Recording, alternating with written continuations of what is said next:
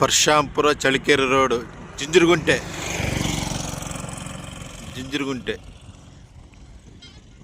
ರೋಡಿಗೆ 3 ಎಕರೆ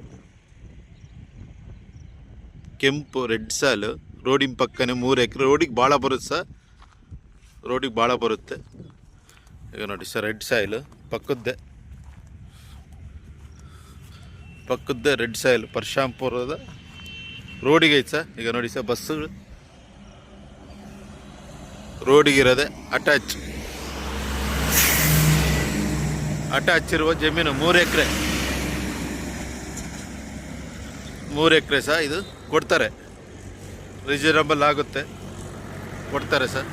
3 ಎಕರೆ ಐತೆ ರೋಡಿಗೆ.